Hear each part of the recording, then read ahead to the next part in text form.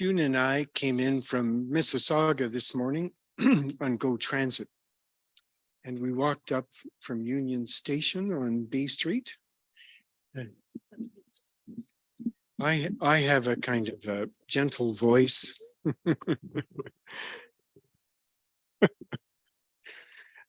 Well, you know, my preaching professor said I had a bedroom voice. So, now I don't know whether he meant I put people to sleep or something else. Anyhow, thanks for adjusting that for me, Pam. As we were walking up Bay Street, we passed the National Club. Do you know what that is? It's where all the wealthy big players in Toronto hang out. The Bishop of Toronto used to be a member. It's very exclusive. They were flying the Pride flag. So I thought that was remarkable. But it's a sign of how much people have changed, how much our society has changed. We may be light years ahead of the Americans and the British, but here we are in this place. And I think we can rejoice in that. Well, a few weeks ago, I was looking for something interesting to watch for Pride Month. A video or a show, maybe something on YouTube. YouTube had lots. I was bored. After surfing a bit, something caught my eye on Pluto TV. Queen of the Universe. Has anybody here seen Queen of the Universe? It's a competition out of London, England. Anyhow, I highly recommend it. So I clicked on it, expecting to be mildly entertained. 12 guys, drag queens from around the world, gathered on a London stage to compete for the title Queen of the Universe. A little pretentious, perhaps. I enjoy a bit of convincing drag artistry with a dazzling wardrobe, good makeup, graceful movement. And if the performer is lip syncing one of my favorite songs, so much the better. This was quite different. The consultants would actually be judged on their live singing performance. Now, I don't know how many drag shows you've been to, but most of the ones I've been to, it's all lip syncing. And it's wonderful. This was electrifying. The beauty, the passion, the incredible singing. There was one person that had a range of 3 or 4 octaves. The high notes were perfection. I listened in awe as one drag queen after another hit awesome musical heights, all while looking so glamorous. It was captivating. Backstage, behind the glamour, each person was interviewed and gave sobering glimpses of their struggles for respect and human dignity. Unloving, unsupportive families of some, homophobic cultures, repression, violence, self-doubt. Where did they find the strength and courage to face each day and dare to dream of a better future, to celebrate who they are? Sounds familiar, doesn't it? Those of us who've had this struggle and witnessed it in those that are close to us, we've seen this. Today, we have so much to celebrate in Pride Month. we can openly celebrate who we are. Pride Parade has morphed from a protest movement attended by hundreds a few decades ago to a miles-long party of hundreds of thousands of people today. People of all sexualities and gender identities come from far and wide to celebrate our lives. Lesbian, gay, bisexual, transgender, queer, two-spirited, intersex, and so on. People who strive for justice and peace among all people, who respect the dignity of every human being from all ages and cultures.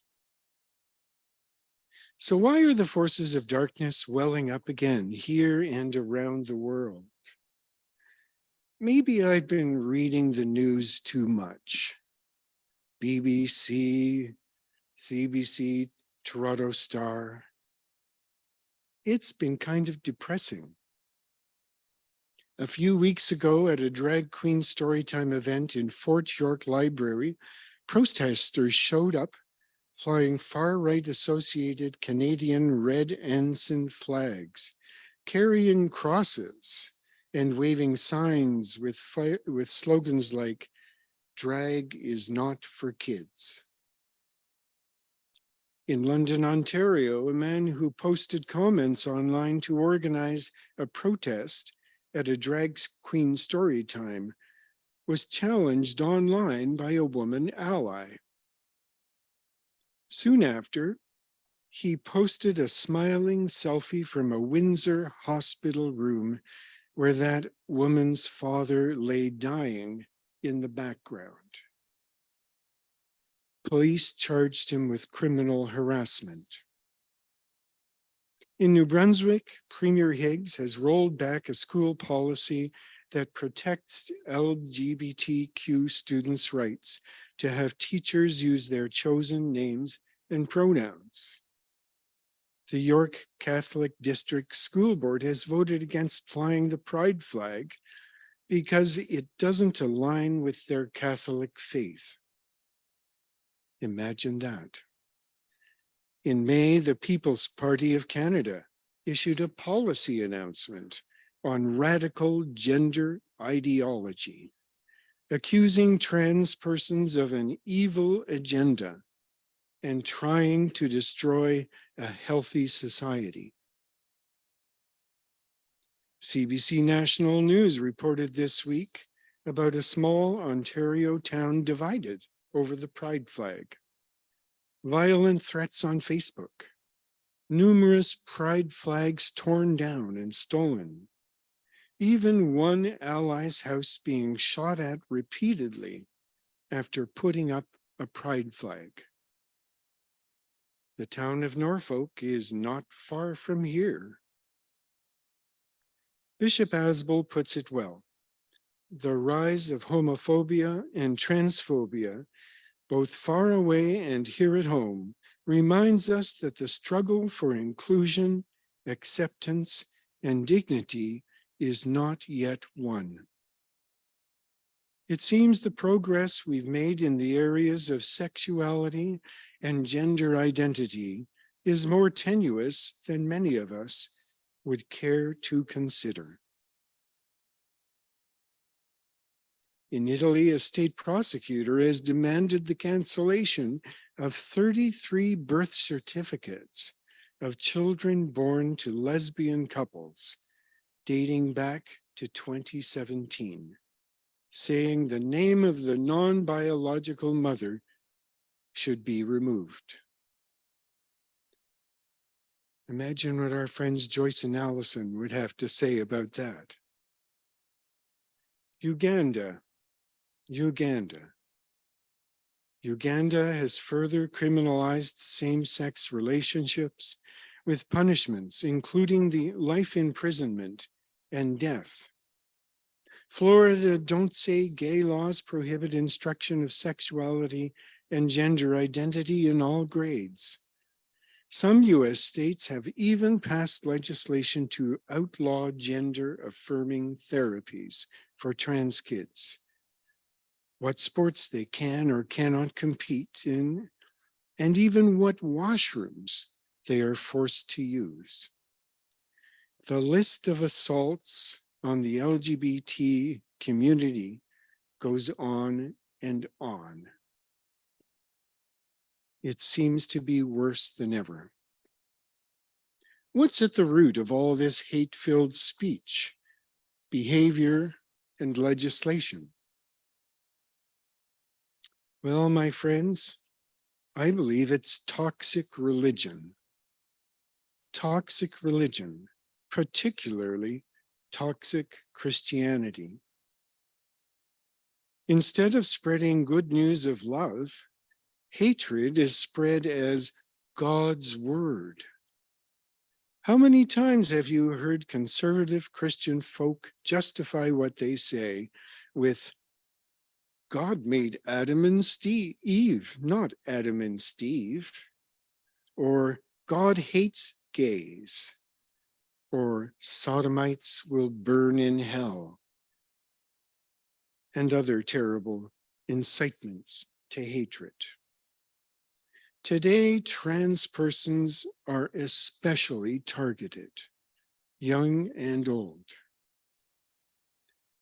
In Matthew, Jesus says, those who say, I love God, and hate their brothers or sisters are liars. For those who do not love a brother or sister whom they have seen cannot love God whom they have not seen. Wow, that's pretty strong stuff. But it begs an important question.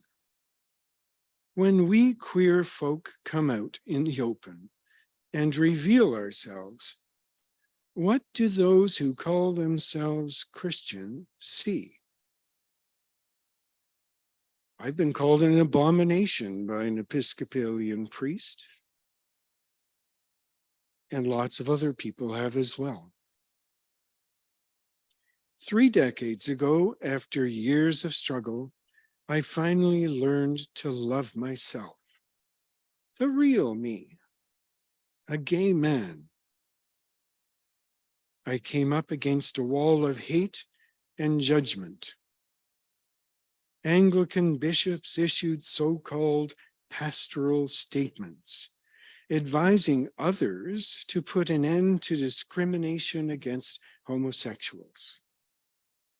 At the same time, condemning practicing homosexuals as lawbreakers, unworthy of the church's blessing or a calling to ministry. In other words, that old canard, love the sinner and hate the sin. When the church looked at me and many others, they saw a breaker of God's laws instead of a human being worthy of respect, dignity, and love, made in the image of God. I don't know how you can say you love someone, but not who they are. How and who I love is who I am. My affectional and sexual attractions are who I am. How one understands and expresses their gender identity is who they are. As John puts it, God lives in us, and God's love is perfected in us. Is that us exclusive to only a small group of people? Of course not. The divine spark is in every human being. Look and see, and love me for who I really am. A week ago, a young man was graduating from the Nova Scotia Community College in the automotive and repair program. The valedictorian said in his address, "From a very young age, I knew I was very different. The body I was born in does not match who I identify as." He said in his speech when he came out as trans. He didn't know what reaction he would get from his peers, who did not know that he was trans. Only some trusted friends and instructors had been told. What do you think happened? What do you think he feared might happen? Surprise! The audience rose to their feet to give him a standing ovation. Repeated standing ovations interrupting his speech. He was thrilled. And it's a thrilling story. He let his light shine before others, and they were moved to cheers. They saw the light. It impacted their lives and their understanding. Back to Queen of the Universe and those inspiring drag queens. They were really onto something. Despite discrimination and other terrors, each found the light within and let it shine for the world to see. And my goodness, they really did shine. The audience and judges were moved to cheers and ovations. Well, that's what we're about today. Shining our light before others. Taking to heart the words of Jesus, "You are the light of the world." We are the rainbow people of God, defying the growing homophobia and transphobia by celebrating who we are joyfully together publicly.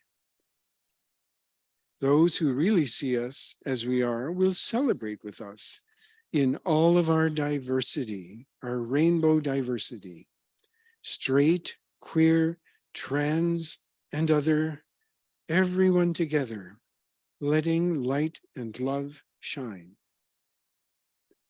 That's what Pride's about. Hundreds of thousands of people celebrate with us today. So let's shine, baby, shine.